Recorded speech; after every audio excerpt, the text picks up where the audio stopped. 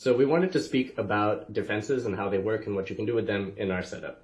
So as you know, during the first round of voting, people are nominated, depending on how many votes they got, and then they're made to speak against each other, and that's the defenses portion. So a single person's defense consists of 1 minute in which they can say whatever they think they have to say to keep them alive. And the key thing is that it's uninterrupted, so you cannot respond to other people's defenses when people defend themselves after you do.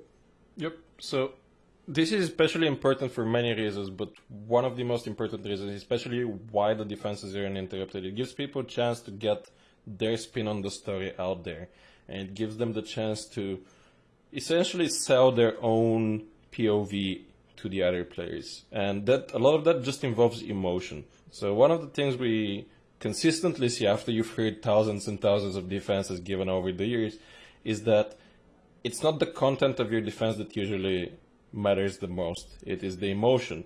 And being able to give that out uninterrupted without somebody being able to provoke you or speak over you is a very key part of this setup.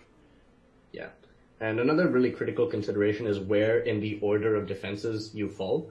And the way we're doing it in our setup, we generate that randomly. But you know beforehand where in the order you fall. And that should really influence the kind of content you put into your defense, because if you go last, you have the advantage of having heard other people speak before you. You can claim something and go straight to the execution without someone being able to counterclaim you, and so on and so forth. Whereas if you go first, you have to keep those possibilities in mind and possibly divulge more than you would have wanted to. But really the defense, you should be working backwards from the constraints of the order in which you have to give them. Yep, it's obviously not completely fair if you're a special rogue who has to go first and defend.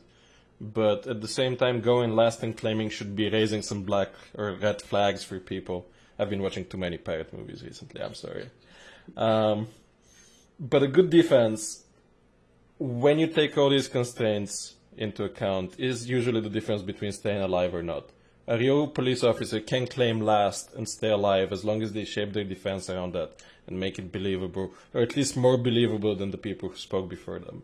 Similarly, a person who claims first may get away with a fake claim as long as they too make that believable. So as far as defenses go, as far as staying alive during executions go, you can make anything work as long as you understand what you're going for and you understand it well before you start speaking.